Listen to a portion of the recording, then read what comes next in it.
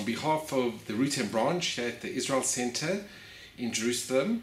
It's a great honor and a privilege to introduce Chanoch Ne'eman. Baruch haba, welcome. Lowell is in New York, so I'm filling in for Lowell tonight, but it is a great honor and a privilege to be here.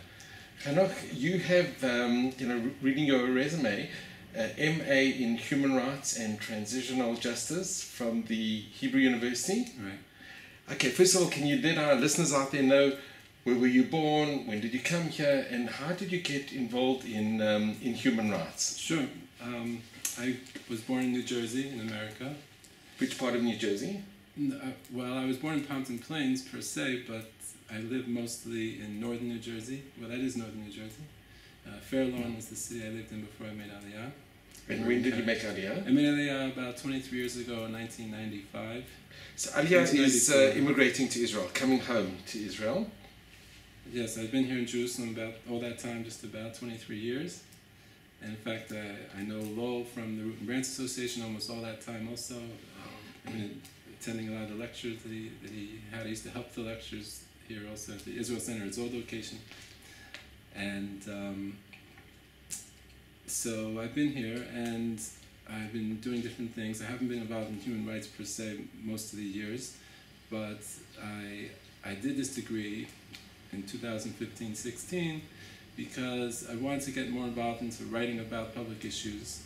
And I looked around and I saw what other people who are in the field, what they do. A lot of them do these type of degrees in human rights and other things because it gives you background in issues, it gives you background in the how to research these things and whatnot. So I looked around and I saw that right here in Hebrew University, here in Jerusalem, they have this program about 6 years here. They've had it already, 6 or 7, at the law faculty, a MA in Human Rights and Transitional Justice. Human rights, most people know what that is. Transitional justice, that refers to the justice system when a society is in change, when in transition. For example, South Africa, when they had the change of regime there.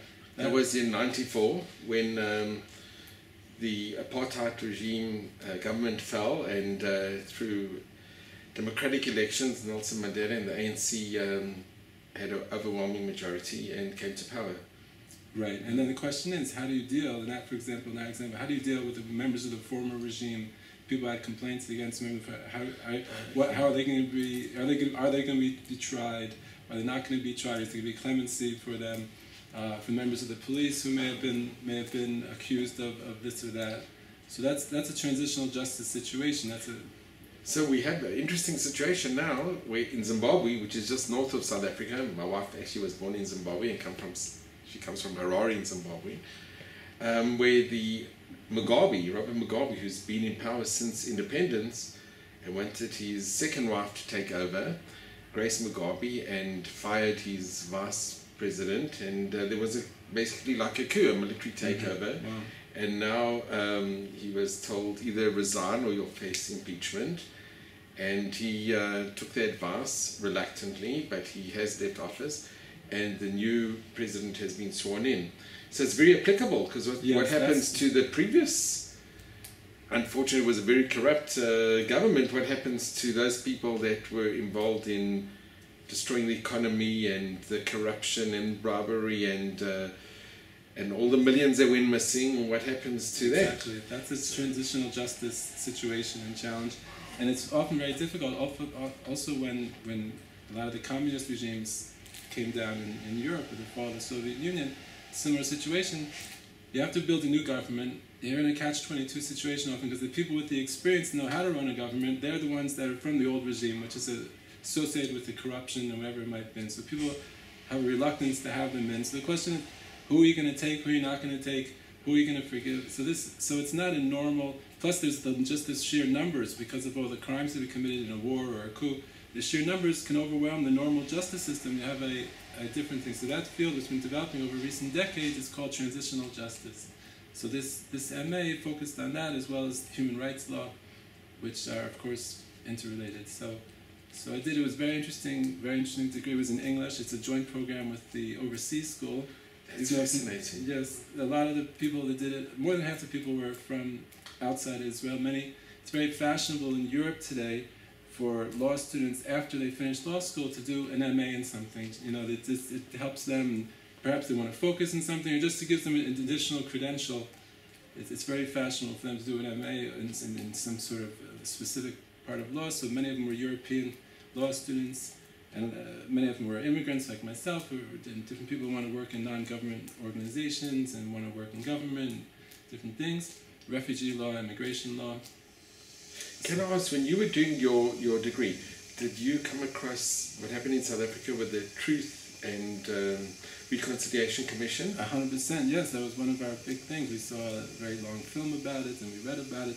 That's a classic traditional justice because that actually worked. That was where people would admit the crimes, what they did, and you'd have the families. It's actually very emotional. You'd have the perpetrator and those who lost family members in the same courtroom, and people would admit what they did and ask for clemency, or by admitting they could be forgiven in a way if the families would forgive.